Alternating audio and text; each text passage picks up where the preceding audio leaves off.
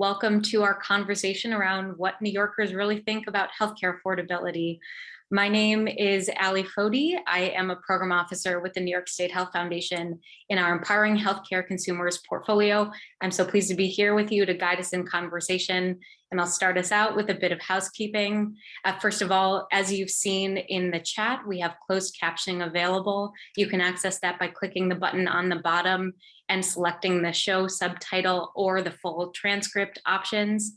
We'll be recording today's webinar. We also, at the end of the week, will be sharing a recap that includes this recording and slides. I say slides because we have a lot of rich data to dig into. Know that you'll have that information at your disposal. And today we can focus on hearing from the experts, learning what these data tell us and what this really means for New Yorkers and for our policymaking colleagues. So we will send that recap to you at the end of the week. And lastly, we'll hear from our experts. We'll also have a Q&A. The half of this conversation is our conversation. And so we encourage you to please put questions within the chat. I will be monitoring that and posing those to our presenters.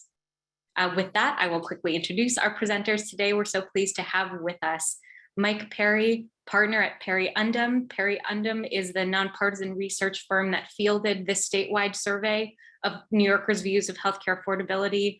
We're also joined by Elisabeth Benjamin, Vice President of Health Initiatives at Community Service Society of New York. CSS and partners commissioned this survey and are here to describe what this means for New York. So those introductions do not do them justice, but with that, I'll quickly hand it over to these presenters to walk us through the survey. Thank you, Ali. Hi, everybody. Again, my name is Mike Perry from PerryUndem. With me is my colleague, Sean Dryden, who's going to be turning the slides and then helping me answer questions when we get to that part of the conversation.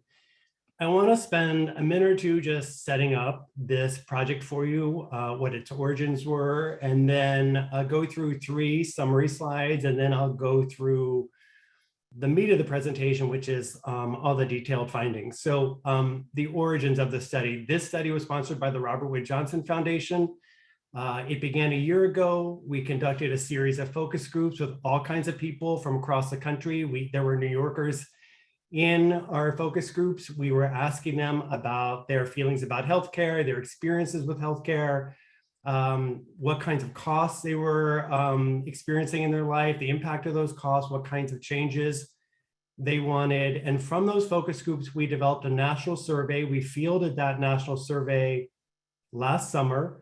The results of the national survey are available on the Robert Wood Johnson Foundation website. So if you want to look at those are there. We then followed up with 4 statewide surveys. So we conducted surveys in New Mexico, in Colorado, in Florida, and New York. So it is the New York survey that we are here to share with you today. Sean, why don't you go to the next slide and I'll tell you more about the New York survey. So I'm hoping that turns.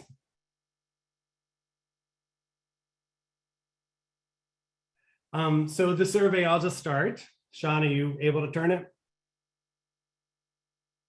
I think he's looking. It says sharing's paused for some reason, so I'm trying to turn it. Michelle can help. The survey was with 800 New York adults. We conducted the survey in January. I think we're going to try and share the slides again. We did some oversamples with, there we go, perfect. So 805 New Yorkers conducted in January. So think about the timing, by the way. This was pre all the inflation, all the other kinds of financial pressures that families are under right now. I imagine if we went into the field this week, intensity around costs, including healthcare costs, would even be higher, but we conducted this in January. 805 New Yorkers, 18 and older. Note, this was not a voter poll. This was not a political poll. We wanted to talk to all kinds of New Yorkers. We oversampled Black New Yorkers and Latino Hispanic adults as well to make sure their voices were included in the survey. Let's keep on going and I'll give you the 3 summary slides. So we had a series of questions to find out about impacts of healthcare costs on New Yorkers, and they are having a huge impact in changing their behaviors and changing the way they use healthcare. So a couple findings here to preview, and then I'll get into details in a minute. We found that half of New Yorkers, 53%, say they aren't very confident they can pay for usual healthcare services. When we asked about their confidence for paying for major illness, it goes way higher. Many fewer New Yorkers are confident they can afford a major illness right now. We found 4 in 10 New Yorkers, 38%, say they or family members are sacrificing healthcare because of costs. So they're doing things like delaying going to the doctor, skipping recommended tests or treatments, avoiding going to a doctor altogether, not filling prescriptions. All of these behaviors have implications for healthcare and healthcare costs and needs not being met because of costs. We found 31% of New Yorkers have appealed or questioned a healthcare bill. So they're not just sitting by passively accepting these costs. A third of New Yorkers are questioning them, pushing them, appealing them. A new kind of question we hadn't asked before was the next one, which is 1 in 5 New Yorkers, 20% have paid a healthcare bill because they thought was wrong out of fear of being sued or harassed for not paying. So the fears of what hospitals and others can do if they don't pay the bill is causing 1 in 5 New Yorkers to pay bills that they feel are wrong. We'll talk about more about that in a minute. And then 1/3 of New Yorkers, 34%, have faced financial hardship as a result of these medical bills. This includes things like being contacted by a collection agency, being unable to pay for basic necessities, and using up their savings to pay for healthcare costs. So we'll talk more about that in a minute. Let's go to the next set of findings. We were really interested in understanding if New Yorkers saw the healthcare system in New York as equitable and as fair, and if that was important to them or not. And in fact, it is very important. It's a shared principle of New Yorkers to have an equitable healthcare system. A couple findings here. We found 3/4 of New Yorkers, 74%, say systemic racism is a problem in the US healthcare system. Black adults, Latino, Hispanic adults, women, Democrats are most likely to perceive systemic racism in the health system, but most cohorts in our survey saw it as well. 8 in 10 New Yorkers, 82%, agree someone's gender, sex, language, and immigration status shouldn't make it harder to get quality healthcare in the US. So when you see a number like 80%, 82%, that is a shared principle, a shared belief across New Yorkers. It got majorities of all kinds of people who were in our survey. So it's a shared belief that everyone should be able to get quality healthcare. And then we found 9 in 10 New Yorkers, 91% agree that healthcare needs to be made affordable for everyone, not just some people. So real strong messages here out of the poll around what an equitable system would look like in New York. Next slide. So my last summary slide looks at who New Yorkers are blaming for high healthcare costs and what kinds of policies and programs and relief they would support to relieve them of some of these financial pressures. So who are they blaming? Really interesting findings here, which we'll talk about more in a minute, but they look to federal and state government to blame. They blame health insurance companies and drug companies.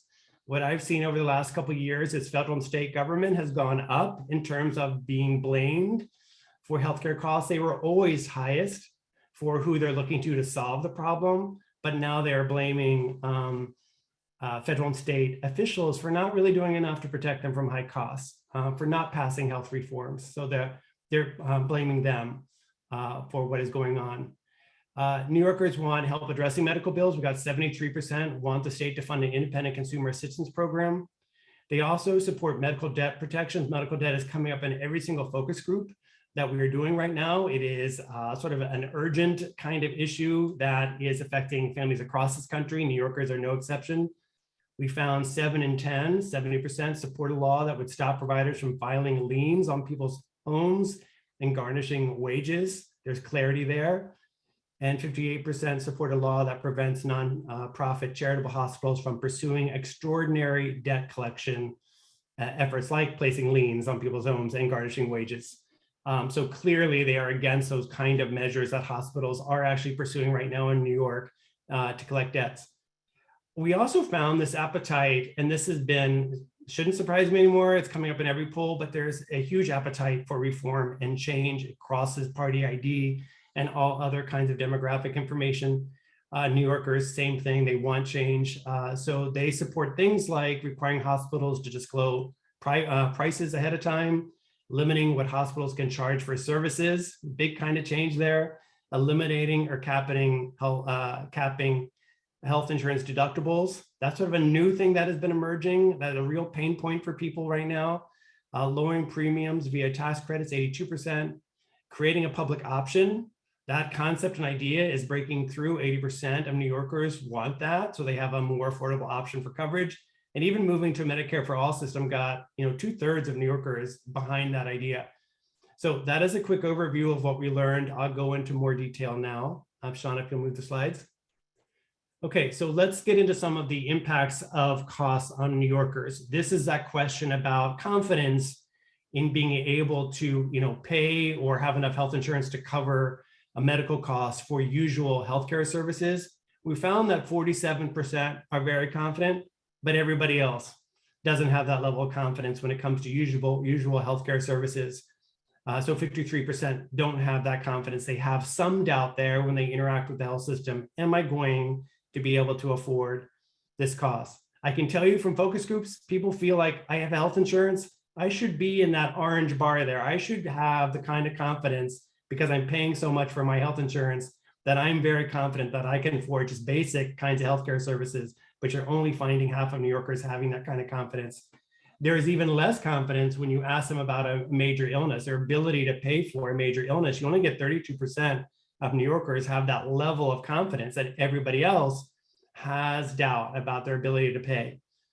So there's a lot of doubt. Think about that, the trepidation that someone in New York would have when they have to interact with the health system. Can I pay for this? Am I going to be able to? Will my insurance cover it? These are the kinds of things that are in their minds. If you look over to the right-hand column, we see some of the groups that we broke out. Who has the most doubt about their ability to pay? Younger New Yorkers, 18 to 34.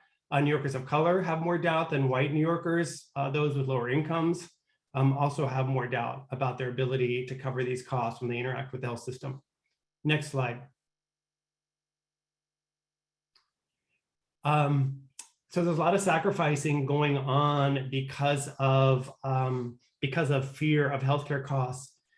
We got 38% of New Yorkers said yes to one of the following items we asked about. We had 59% who said, no, I haven't done any of these things, but 38% is a lot of New Yorkers who are avoiding and not using services that they need because of cost. So we found 19%, 1 in 5 are delaying going to the doctor or having a procedure done. We found 15% skipped a recommended test, 14% avoided going altogether to the doctor or having a procedure done, not filled a prescription, 12%, cut pills in half, 10%. Interesting, 1 in 10 not seeking mental health services or care for substance use disorders because of fear of cost. So add that up, you have a lot of New Yorkers who are sicker, putting their health at risk because of costs and their avoidance of wanting to use the system. Next slide.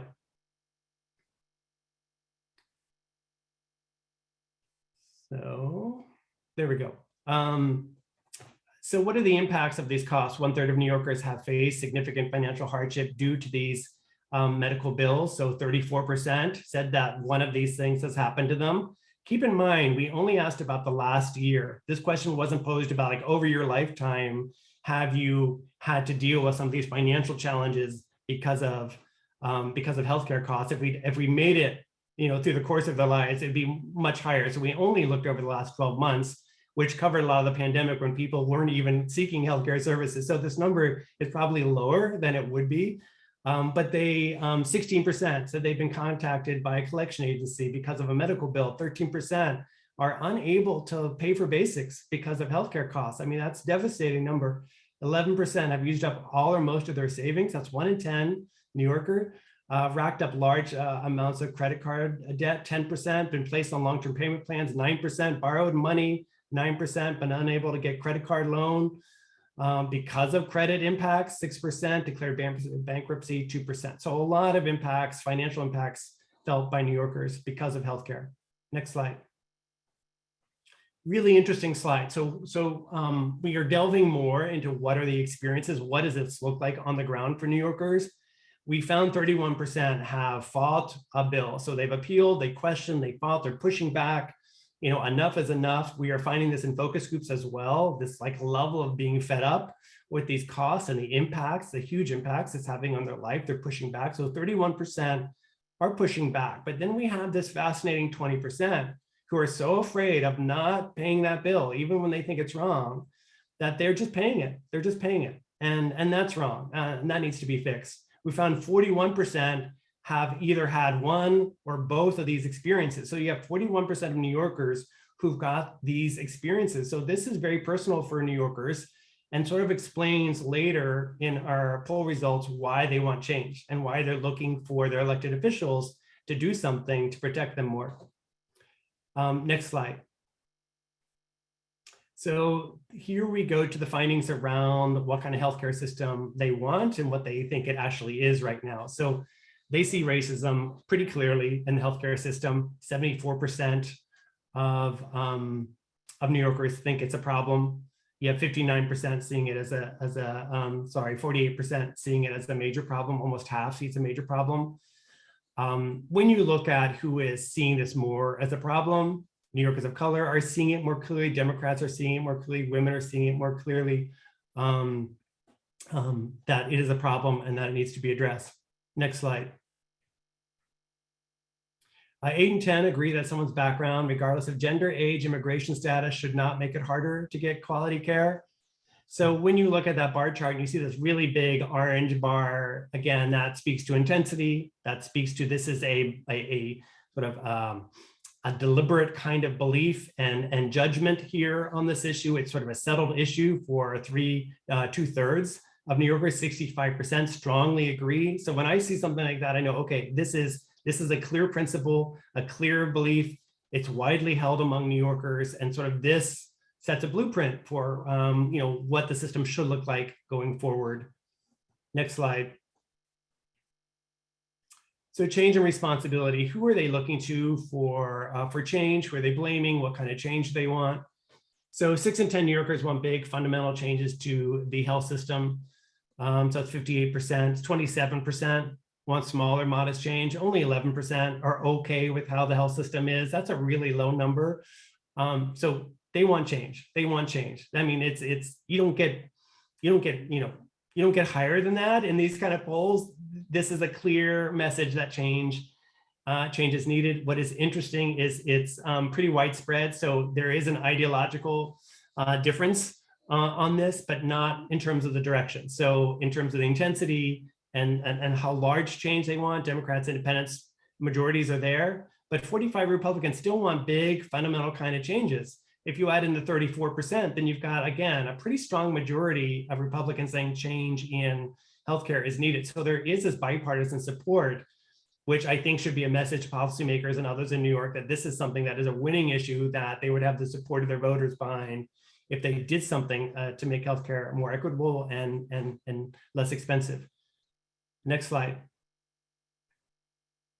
So this is that blame question. That's where I have seen some change, and they are getting clearer and clearer in who they're pinpointing for what is going wrong and why healthcare costs so much. And it's federal and state government, which has sort of moved up that list. That's the largest cohort. 35% of New Yorkers are looking to them and blaming them. Again, they're not seeing that they're not sending out the bills and they're not generating the costs. What they are doing is not doing enough to protect consumers from these costs. They're not passing bills. Voters are not seeing much progress in terms of reforming our health system. And so that's what that number reflects. That 35% is saying, okay, come on, we need some change. Health insurance companies, 22%, drug companies, 20%. One thing I want to point out that you get in qualitative research and that we got in the focus groups and we get now in the focus groups, I would say hospitals are not out of the woods on this finding. What we find in focus groups when we're asking people about their costs and the kind of bills they're getting, hospitals come in a real clear focus as this source of a lot of the most painful kinds of bills that are impacting people's health and finances. And so there is a lot of blame at hospitals. I think the way we worded these questions, so they went to we made them pick one. And so that, they chose, health insurance companies and drug companies, but There's a lot of anger at hospitals right now and frustration because they are generating the bills that are actually most painful and least affordable to people. So I just wanted to bring that up. And then who should have the most responsibility for fixing rising healthcare costs? It is federal and state government. Really interesting thing there. If you ask a typical person right now, if they actually believe government will do this, there's a lot of doubt there. They're not sure that government actually is going to step up and do it. There's this disillusionment that we're finding that's coming across in all of our studies right now, but they're still looking. That's the only entity that they think has the power against insurance companies and drug companies to actually do something about costs. So they are looking to federal and state government. It doesn't necessarily mean that they fully believe that they will step up and take that action. Next slide. So solutions and values. We're getting to the end of this presentation. Let's go and see what we have here. Okay, so 7 in 10 New Yorkers support legislation that would prevent medical providers from putting liens on people's houses and garnishing their wages if they don't pay bills. I can tell you, when this is mentioned in focus group, people get outraged, didn't know that that was happening, think it's so unfair. That's not something that's well publicized, but once they know about it, they think this is wrong and needs to be stopped. This poll says that as well. Again, there's a big orange bar over to your left. Even though this may be a new thing that people are learning about, they have clarity right from the get-go that they want some legislation here to stop that practice. So the question was, currently, nonprofit hospitals in New York are using collection agencies that put liens on people's houses and garnish their wages if they do not pay their bills following a hospital stay. Would you support or oppose New York passing a law that would stop medical providers from filing liens on people's homes and garnishing their wages? You got 70% who agree with this. If you look over to your right, you see that there's just bipartisan support for that. There's just strong support across all parts of New York, across all kinds of New Yorkers. So this is some clarity here. Next slide. So we tested a number of kinds of solutions to these problems. A lot of them were generated by people themselves in those focus groups a year ago. A lot of them just reflect the kinds of ideas that are floating out there nationally. We had a much longer list on a national poll. I think we had like 16 ideas, all of them. I'm not kidding, all of them got majority support. It really speaks to this appetite for change, for something to happen. I think the bigger, the more structural the change, the more people seem to be intrigued by it. So here are just some that we asked in New York. Require hospitals, insurance companies to disclose the prices they pay on a government website so patients can better shop for care. They really want transparency. 84% agree. Put limits on the prices that hospitals can charge for services. Really interesting idea. And you get majority across party ID who want the government to play that role, to put some caps on what hospitals can charge, 81%. Eliminate or cap health insurance deductibles and co-payments so that New Yorkers don't have to pay more to use their health services. Again, health insurance deductibles are this pain point that is bubbling up in a lot of work right now. They want something done about deductibles. Lower health insurance premiums for middle-class families by giving them tax credits or subsidies so they can afford to buy health insurance through New York health insurance marketplace called the New York State of Health, 81%. Love that idea. Allow people to buy a government administered health plan. This is the public option idea. Again, this is not something that a year ago, 2 years ago, that people would have known much about. It's sort of picking up traction with people that they support this public option, 80%. And then lastly, Medicare for all got 2/3 of New Yorkers behind that. So real desire for change here. Next slide. So this is going to be my last slide. This slide speaks to beliefs, current beliefs around the healthcare system that I think should be just helpful in thinking about what New York, what kinds of changes New York needs to do, what kind of health system they need to create. 90% agree that healthcare needs to be more affordable for everyone, not just some people. This idea of equity and a fair system that everyone can share in it. This again, when you get 90%, that is a core belief. That is something that is shared. That can undergird any kind of change that happens in New York. Next, insight here. Healthcare costs will never go down because business profits will always be the priority, 76%. They've gotten very cynical. That change. They feel money is driving healthcare system. And so in this conversation, they're hopeful for change, but they don't really believe it's going to happen because of the money. Next finding, I am losing trust in government because nothing is being done to make healthcare more affordable, 72%. Again, this should be a red flag for any elected official or policymaker that their constituents are looking for change and not seeing it. It is really disillusioning them about their elected officials. So just a warning there. And then the current American healthcare system puts the interests of patients last. They think that's backwards. It should put it first. 71% agree with that idea.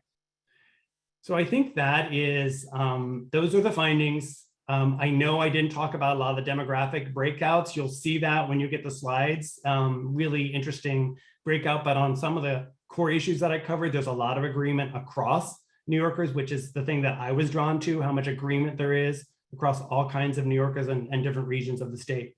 So I will end there and hand it over to Elisabeth to make sense of all of this.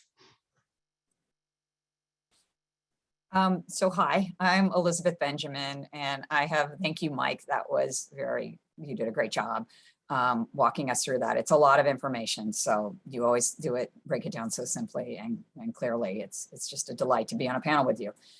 So my name is Elisabeth Benjamin. I work at the Community Service Society of New York. We have the great privilege of working with many, many community-based organizations around the state of New York, 50, actually, around 50, to help people enroll in coverage. And then if they have problems otherwise accessing care, so for example, if they can't find low-cost care, or if they need hospital financial assistance, or if they don't understand how to use their insurance, or if they didn't get an insurance card, or if they don't know how to find a primary care doctor or use a health insurance network, or if they got an insurance denial, they'll call us and we'll help them sort of navigate the system, even, occasionally, very rarely, but occasionally even, doing full-on appeals when they're denied care. And we do that with this network of community-based organizations and through a live answer toll-free helpline.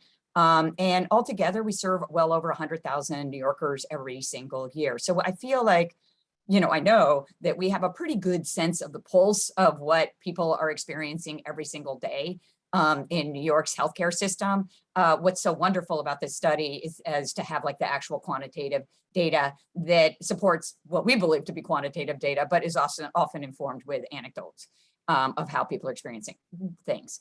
One of the things that has really jumped out for us in the last couple of years is we've seen a 61% spike in medical debt cases. And that's very unusual. We don't normally see a 61% spike in anything. We do, monitor trends. If a health insurance company doesn't send out health, plan cards at the beginning of the years, our phone rings. If the auto pay isn't working for another insurance company, our phones ring.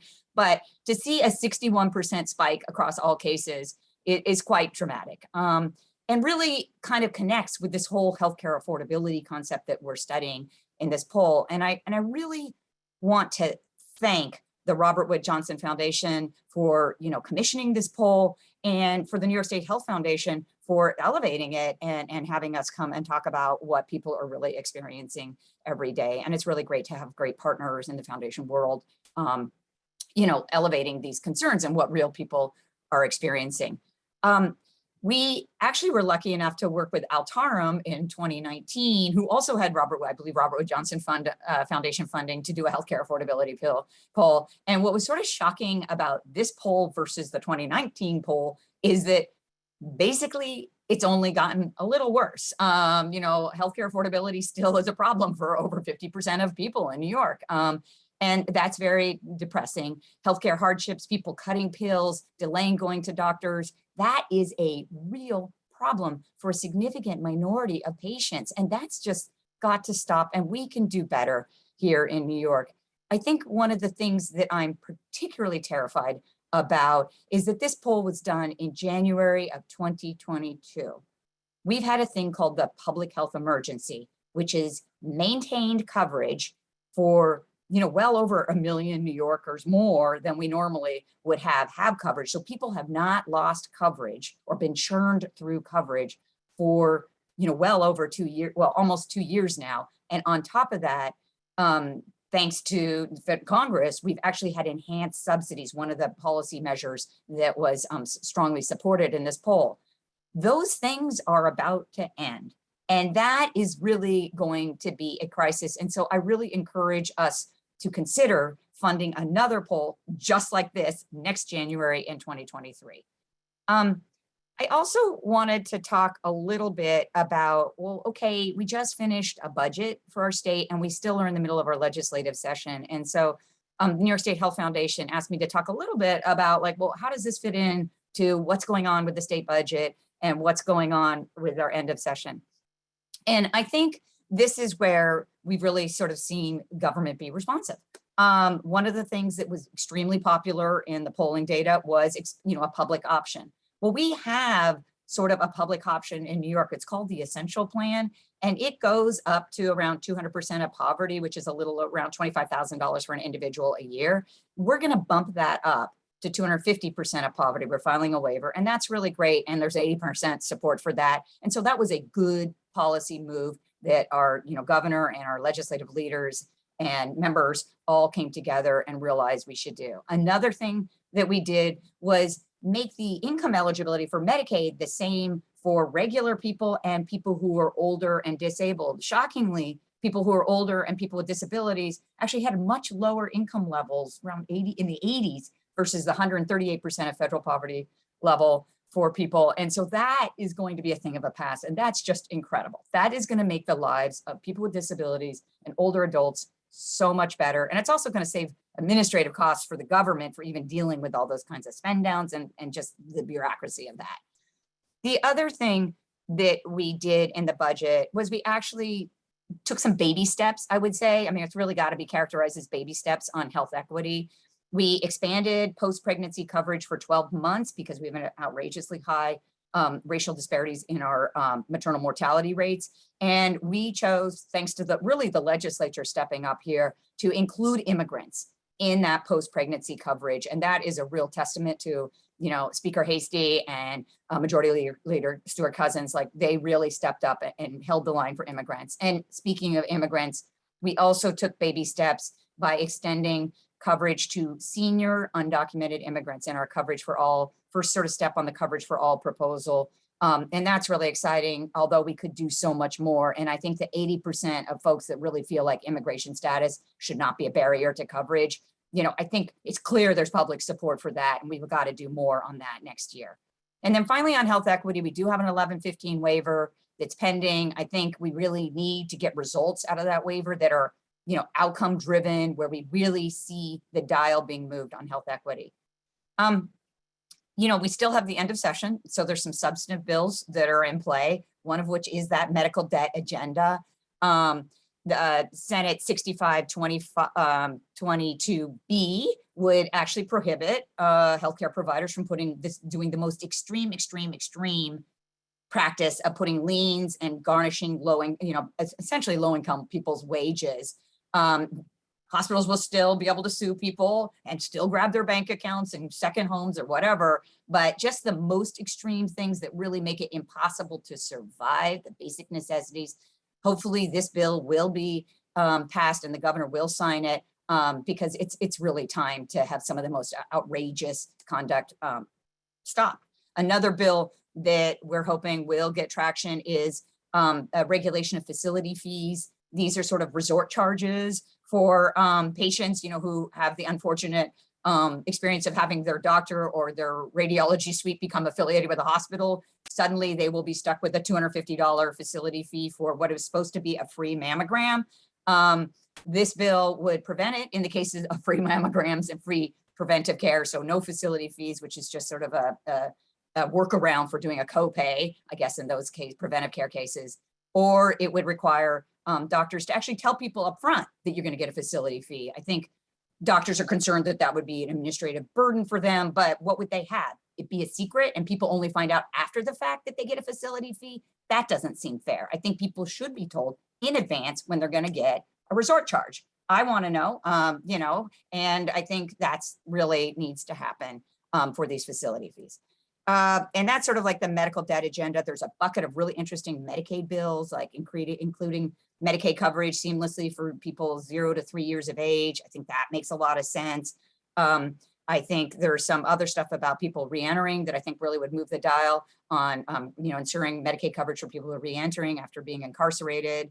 And then, of course, there's the New York Health Act, which, has 65% support and is the big kind of change that would really, make everybody's, from the patient's perspective, life so much easier, because you wouldn't be dealing with deductibles. You wouldn't have to care about healthcare transparency. There's some other bills that are out there. There's a bill that would, further increase insurance companies from putting more barriers to accessing care. I think we see that there's little appetite for that kind of thing in this poll and others. And, we'll see where that one goes. And, and I guess I really should probably stop there because I'm worried it might have taken a little too much time. But that's sort of what we're seeing and what we're working on and, what patients really want. And I just want to thank Mike again for doing this great work here in New York. I'm going to step in here to echo Elizabeth's thanks. Mike's thank you. You brought wonky data slides into human context. Thank you for that. And Elizabeth for showing us the policy landscape, what's happening, what's out there, and what more is to be done.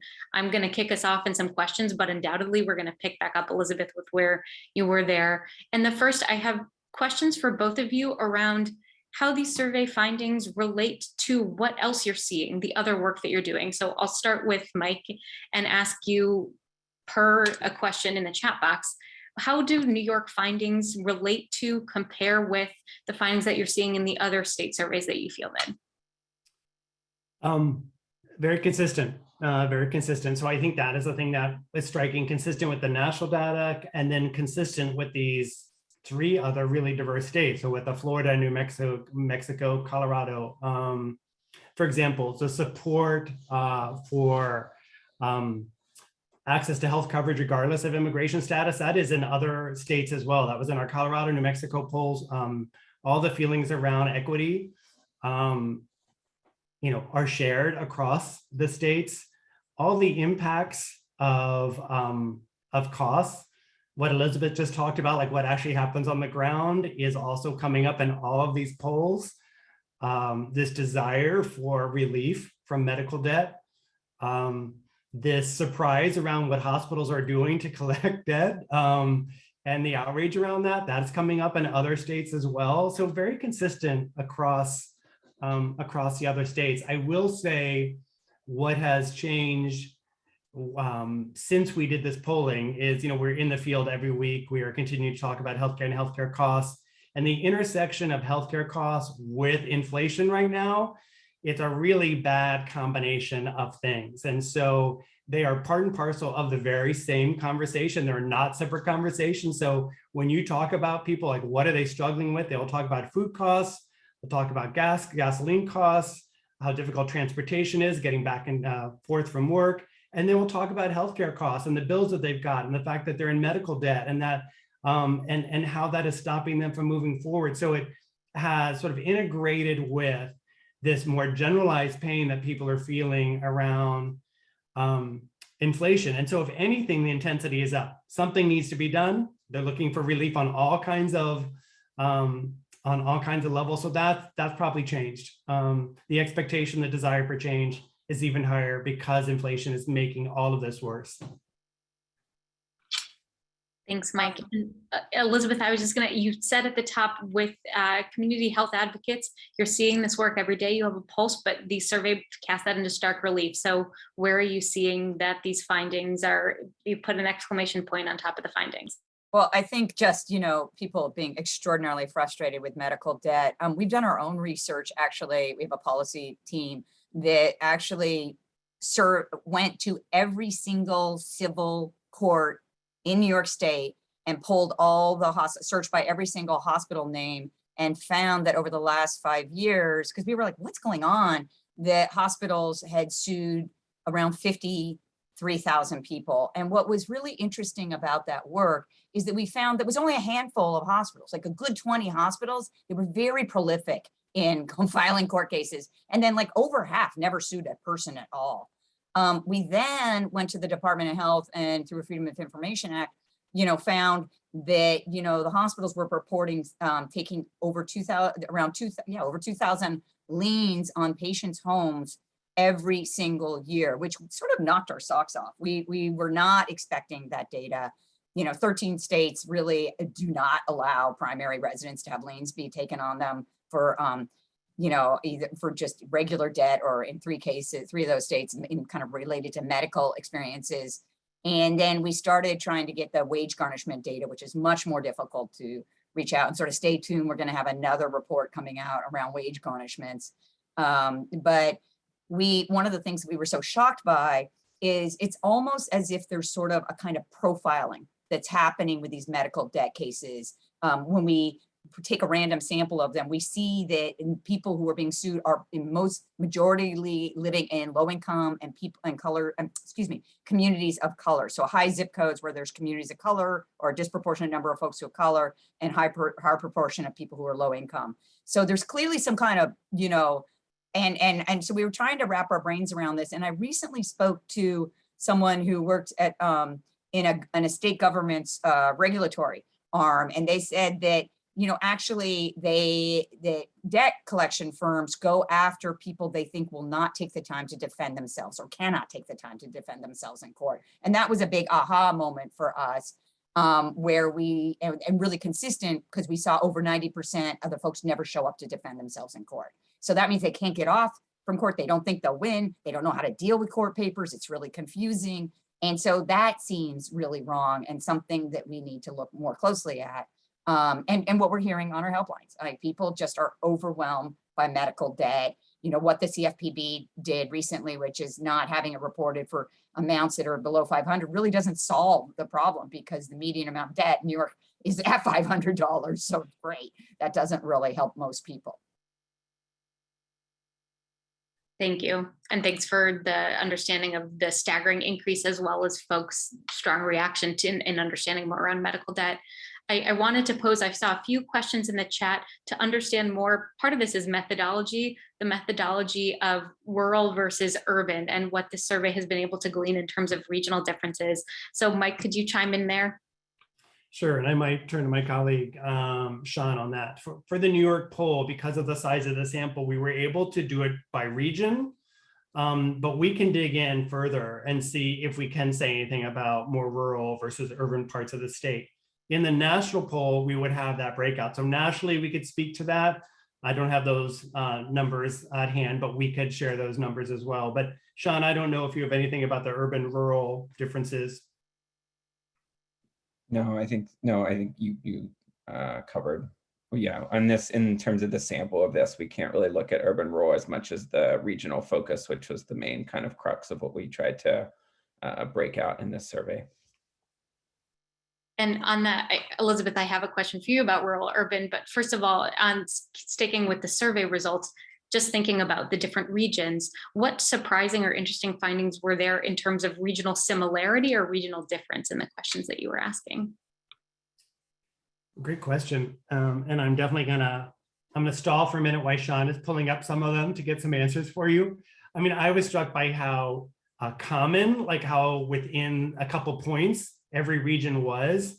There were some odd places, and you all as New Yorkers will maybe understand why one group stood out more than the other, but mostly I think the thing around all the core findings, it was everyone was in the same direction. There wasn't big gaps between different parts of this, the state. Sean, I don't know if you have any examples of where there was a difference. I noticed one thing on medical debt. There was a real intensity of animosity towards some of those practices in Long Island, which makes sense because that's where the most lawsuits are really happening. And there's a big system out there that is, very much has embraced the practice of suing patients. And so I thought that was pretty interesting reaction. And the other thing I thought was interesting is that both Democrats and Republicans really wanted some change on both in the immigration question, I believe, and in medical debt. So that was sort of interesting. Yeah. Yeah, we're not seeing partisan differences on those two issues. Sean, I don't know if you saw any other differences. Yeah, I think you both hit on it. I think it's more, we were pleasantly surprised by more of the commonalities across region than the differences. I think especially on issues around equity and recognition of systemic racism, you know, kind of across the 5 regions we were looking at. There was kind of broad agreement and recognition of those problems. So I think that's what struck us more than in terms of, I think the consensus around these issues was what was really striking to us rather than potential regional differences. Thanks. And then Elisabeth, from your perspective with CSS and partners, are you seeing rural urban differences, similarities? What more can you share with us from the on the ground experience? Sorry about that. No, in fact, we're seeing, you know, I think the thing that would be different in rural areas is, you know, just the travel time to get to healthcare is, you know, obviously much more difficult.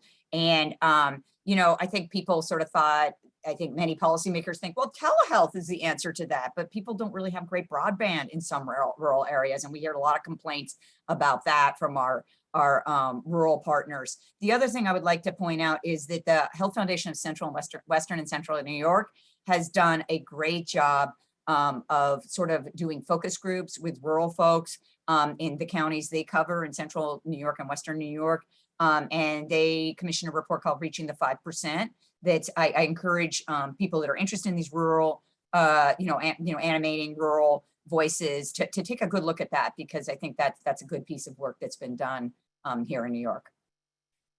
And I would just add on to what Elisabeth said. In some recent qualitative research, we had rural individuals in the group, and we are now putting transportation costs as a healthcare cost, like a healthcare affordability issue, because it's coming up so much right now. Particularly from rural folks, how far they have to travel, how much that gas costs. That's a healthcare cost. So we're started putting in our polling. I wanted to ask one other question around financial. Oh, Elisabeth, nope, I see you chiming in. Let's hear that. One last thing, the places where the leans were happening were rural areas. We were sort of shocked to see what was going on in Central New York in terms of like that lean, you know, Long Island, Central New York, you know, the Albany Capital District. That's where, you know, some of the most extreme debt collection practices are happening. So that's really a rural issue. Medical, you know, just the being subjected to the most extreme and egregious conduct.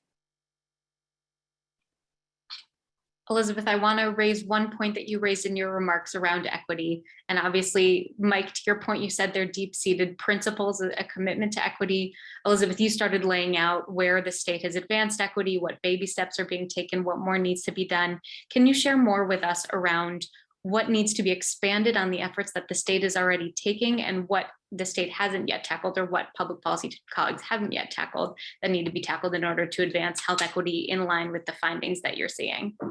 Yes, I think we in New York State have really lost our way on health equity and resourcing healthcare providers in a fair way. We used to have New York State was one of the states that had a hospital rate setting mechanism that really kind of set the hospital prices kind of pretty fairly around the state. And as a result, we had enough healthcare capacities. When we deregulated our hospital rate setting system in the 90s, we have seen hospital after hospital after hospital close in low-income communities, in rural communities, and we've seen access literally shrivel up. So if we care about health equity, we are going to have to figure out how to get resources on the ground in low-income communities and in communities of color. And there's only one way to do that, and that's by having a really robust, you know, planning process, which right now we just have a centralized healthcare planning, you know, board that's kind of stacked with interests, you know, and the interests that don't represent the state of New York. I mean, it's not diverse. I think there's only 2 consumers on it. It's pretty much, you know, with big private healthcare systems, you know, kind of, you know, are the board members on that planning process. You know, Community Catalyst has done a lot of work on that for years, sort of, you know, elevating the issue that our healthcare planning process just isn't serving people of color. And I think those chickens really came home to roost when we saw what was going on in Queens during the pandemic, where, we are missing 5 hospitals. We felt those missing 5 hospitals. And then poor Elmhurst with the staff wearing, garbage bags as protective gear. Like, that is not okay. Like, we have to really think through our healthcare planning and financing processes in a really profound way that meets all the needs of all New Yorkers, not just people who have the privilege of living in well-heeled neighborhoods. All right, I have opportunity to raise up one last question here, and I'm seeing questions around financial assistance. And first, I'll retout, Mike, the point that you raised around hard-hitting healthcare costs, and particularly that 7 out of 10 folks agreed that they can't afford a medical illness in the instance of a medical illness. And then there was support for financial assistance, independent assistance. And Elisabeth, it sounds like there's some policy opportunities for financial assistance. So tell us more what you saw from the survey, and then what opportunities for action there are on financial assistance. Mike, you're going to go first? Yes, and I did the old focus group problem of muting myself. So now I'm off. Okay. We're seeing this desire for all kinds of efforts around financial assistance. One of those ideas was in this poll that Elisabeth mentioned, was the increased tax credits and financial assistance on the marketplace, for example, that happened during the pandemic, which are scheduled to end. We are seeing majority support to continue those and make those permanent, right? So anytime we ask about a specific idea in a poll that would lead to financial assistance to afford healthcare, to health insurance coverage, or provide protection from big bills, we are getting majority support. So I think there's a wealth of ideas that we could explore there that the public probably would support. I'll go to Elisabeth for specific what's happening in New York. Well, it just so happens we have a bill that would address that. So in the Assembly, it's A8441B. In the Senate, it's 7625B. And essentially, we had what at the time in 2008, we enacted a bill called Manny's Law after a young man who tragically died for lack of having health insurance and not being offered financial aid at the nonprofit hospital he attended. And so that was horrible. And we were so grateful that the legislature worked together with us to enact Manny's Law.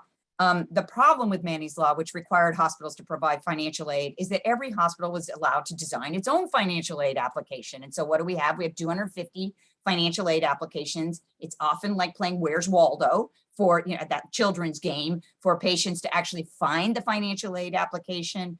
When the State Department of Health audits the financial aid applications, which they do every year, they kind of do a batch of them, like around 30% of the hospital's applications fail the audit. It's just a desk audit, like they can't even comply with the rules in the law. So what A8441 would do, and it's on the floor of the Assembly, is it would actually, I'm sorry, I believe it's in Ways and Means.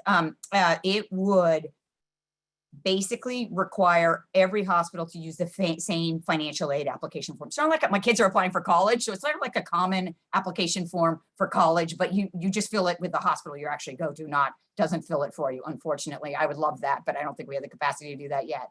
And it would also increase the income levels for people to get a discount up to what is the new sort of Obamacare financial aid levels. It doesn't mean they get it free up there. I think the hospitals would say, well, we can't provide financial aid so high. And it's like, well, no, it's just saying you could charge them the Medicaid level, a reasonable rate, not some, rack rate that seems to happen a lot. And so I think, we're really hoping that the legislature will embrace reforming our hospital financial assistance law. It's 15 years and we've learned a lot over the last 15 years, and it's time to modernize it and make it really work for patients, which it currently is not. And we have horror story after horror story after horror story of patients just getting the total runaround trying to access financial aid. And it always takes an advocate to get it.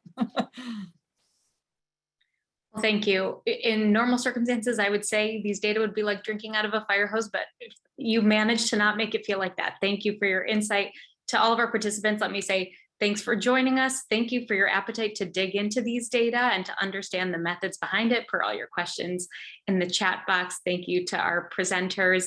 We at NYSHealth talk about placing patients at the center of the healthcare system in our Empowering Healthcare Consumers portfolio, about what it means to give folks transparent information around things like healthcare costs, to give consumers and advocates a seat at the policymaking table. Elisabeth, to your point, a foundation for that is knowing what New Yorkers think, what their experiences are with the healthcare system, what their vision for reform is, and you've provided us a great window into that today. So thank you so much.